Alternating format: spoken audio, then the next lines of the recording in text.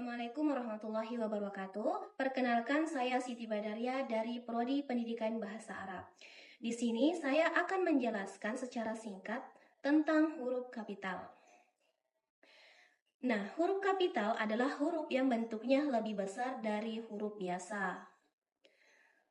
Huruf kapital digunakan untuk menunjukkan penulisan yang baku dan sesuai dengan Pedoman Umum Ejaan Bahasa Indonesia atau PUEBI. Penggunaan pertama huruf kapital adalah pada awal kalimat, yang dimana pada awal kalimat harus menggunakan huruf kapital agar struktur kalimatnya terlihat jelas. Contoh, kita harus belajar dengan sungguh-sungguh, yang dimana pada awal kalimat yaitu kata kita harus diawali dengan huruf kapital. Selain itu, huruf kapital juga digunakan pada nama orang, termasuk julukan. Contohnya Siti Badaria, Nurul Hilmi, yang dimana setiap katanya diawali dengan huruf kapital.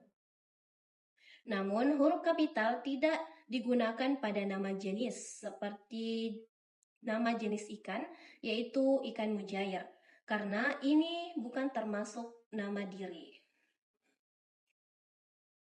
Huruf kapital juga digunakan pada nama geografis dan tempat, seperti bangsa, negara, dan kota.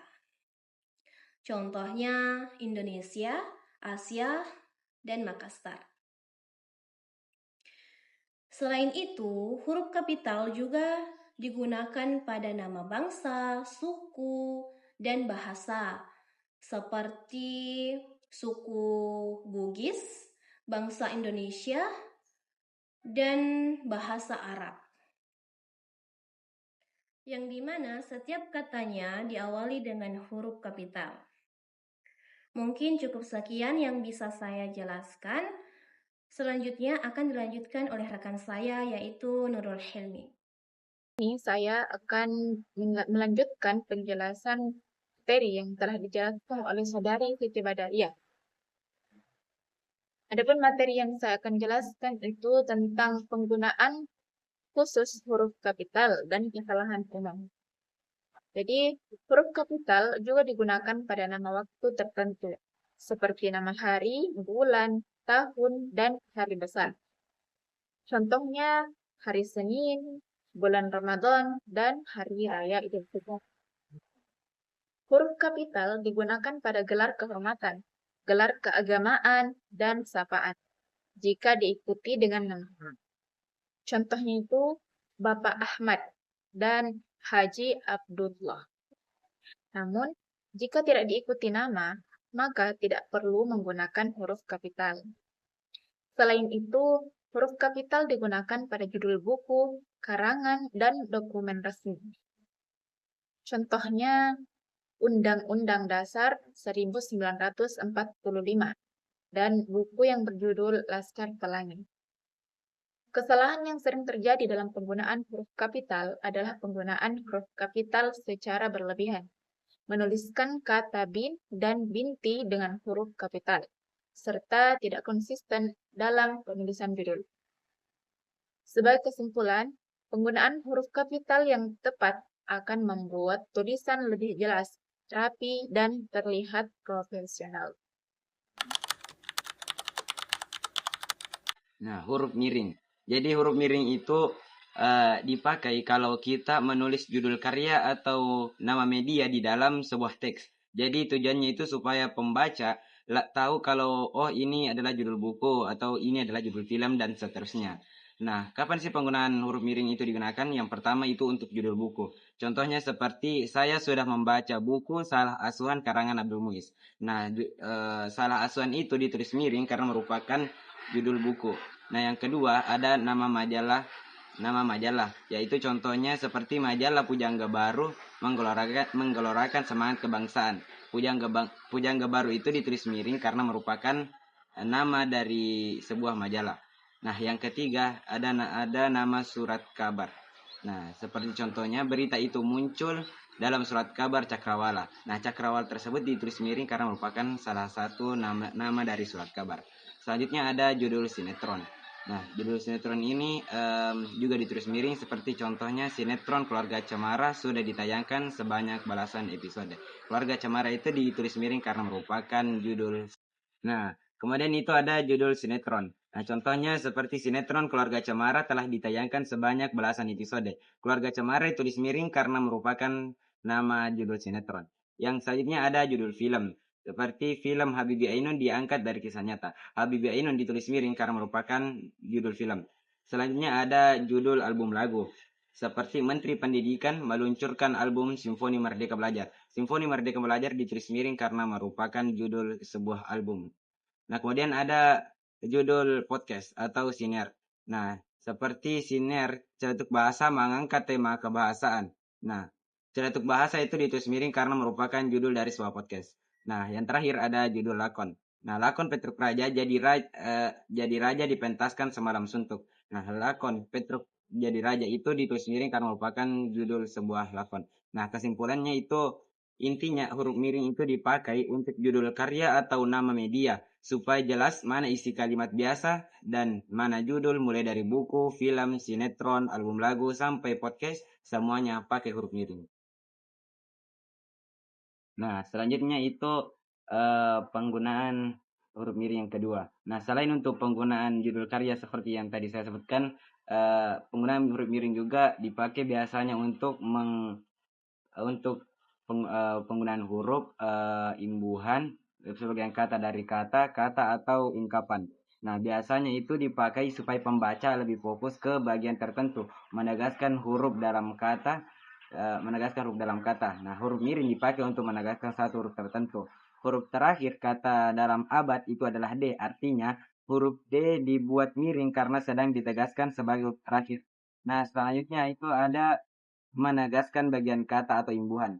Huruf miring digunakan untuk menegaskan imbuhan dalam sebuah kata. Imbuhan ber pada kata berjasa bermakna memiliki. Di sini yang ditegaskan itu imbuhan ber saja, bukan seluruh kata. Nah, selanjutnya ada menegaskan kata dalam kalimat. Huruf miring dipakai untuk menekankan satu kata tertentu dalam kalimat. Dalam bab ini tidak dibahas penggunaan kata tanda baca. Kata tidak dimiringkan untuk menegaskan bahwa pembahasan tersebut benar-benar tidak ada. Nah, selanjutnya ada menegaskan ungkapan atau istilah. Huruf miring juga dipakai untuk ungkapan atau istilah yang ingin ditekankan. Seperti buatlah kalimat dengan menggunakan ungkapan lepas tangan. Ungkapan lepas tangan dimiringkan karena dianggap sebagai satu kesatuan makna. Jadi, huruf miring itu bukan cuma untuk judul saja, tetapi dipakai untuk menegaskan huruf, imbuhan, kata atau ungkapan supaya maksud kalimatnya lebih jelas dan tidak salah paham. Yang ketiga, huruf miring digunakan dalam menuliskan kata atau ungkapan dalam bahasa daerah maupun bahasa asing. Contohnya itu, ungkapan Tutwuri Handayani merupakan semboyan pendidikan. Nah, untuk kata Tutwuri Handayani ini ditulis miring karena dia merupakan ungkapan dalam bahasa asing atau bahasa daerah. Kemudian contoh lainnya ada nama istilah dari buah manggis adalah Garcinia mangostana. Nah, untuk kalimat Garcinia mangostana itu ditulis miring karena dia merupakan ungkapan dalam bahasa asing. Nah, itu merupakan contoh-contoh dari penulisan kata atau ungkapan dalam bahasa daerah maupun bahasa asing. Nah, kemudian bisa kita simpulkan bahwa ada 3 fungsi penggunaan huruf miring. Yang pertama, huruf miring digunakan dalam menuliskan judul buku, judul film, judul album lagu, judul siaran televisi, judul lakon, ataupun nama media massa yang dikutip dalam tulisan, serta daftar pustaka. Kemudian, yang kedua, huruf miring ini digunakan dalam menegaskan atau mengkhususkan huruf, bagian kata, atau kelompok kata dalam kalimat. Kemudian yang ketiga, huruf miring ini digunakan dalam menuliskan kata atau ungkapan dalam bahasa daerah maupun bahasa asing. Huruf tebal merupakan salah satu bentuk penekanan visual dalam penulisan yang berfungsi untuk menonjolkan bagian tertentu dari teks agar pembaca lebih mudah memahami informasi yang disampaikan. Huruf tebal adalah bentuk tulisan yang tampil lebih gelap dan menonjol dibandingkan teks biasa. Penggunaannya bertujuan untuk menarik perhatian pembaca dan mengarahkan fokus pada informasi yang dianggap penting. Huruf tebal memiliki beberapa fungsi utama, antara lain menekankan poin penting dalam teks, memberikan kejelasan visual, mengatur hierarki informasi, seperti membedakan judul, subjudul, dan isi, dan membantu pembaca memahami struktur tulisan secara cepat. Huruf tebal digunakan pada judul utama, subjudul, dan kepala bab atau bagian. Tujuannya adalah untuk memperjelas struktur dokumen dan menciptakan hierarki visual yang rapi, terutama dalam karya ilmiah, laporan, dan buku. Huruf tebal berfungsi untuk menyoroti kata kunci atau istilah penting, menekankan terminologi kritis, dan membantu pembaca fokus pada konsep utama. Dalam daftar atau poin-poin, huruf tebal digunakan untuk menegaskan poin utama, memudahkan identifikasi informasi penting, meningkatkan keterbacaan, dan organisasi konten. Jadi huruf tebal juga itu digunakan untuk menandai entry kata atau istilah, mengarahkan mata pembaca langsung ke informasi utama, mempercepat pencarian referensi, dan menjaga standar penulisan glosarium, teman-teman. Huruf tebal juga digunakan untuk menyoroti nama tokoh utama, membantu identifikasi figur yang berpengaruh, memberikan penekanan pada peran tokoh dalam teks. Umumnya itu digunakan dalam teks sejarah, biografi, dan berita. Dalam penyajian data, huruf tebal berfungsi untuk menonjolkan angka atau persentase penting, memperjelas data yang membutuhkan perhatian khusus, membantu pembaca memahami inti informasi statistik. Adapun penggunaan huruf tebal yang tidak tepat itu, teman-teman, terlalu banyak kata yang dicetak tabel dalam satu kalimat, dan penekanan berlebihan, mengganggu kenyamanan membaca, dan membingungkan pembaca dalam menentukan informasi utama. Adapun penggunaan huruf tebal yang baik itu, teman-teman, hanya pada kunci utama. Contoh, Assalamualaikum. Kata kunci utama itu ada di huruf A, Assalamualaikum. Dan tidak berlebihan, membantu meningkatkan fokus pembaca, dan menjadikan pesan lebih jelas dan terarah.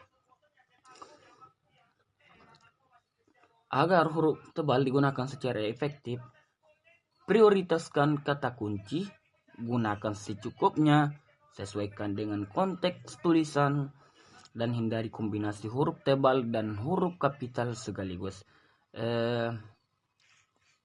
Kesimpulan dari saya bahwa huruf tebal merupakan alat penekanan visual yang sangat penting dalam penulisan. Jika digunakan secara tepat dan profesional, huruf tebal dapat meningkatkan kejelasan, keterbacaan, dan efektivitas penyampaian informasi. Sebaliknya, penggunaan berlebihan justru dapat mengurangi kualitas teks, teman-teman. Terima kasih.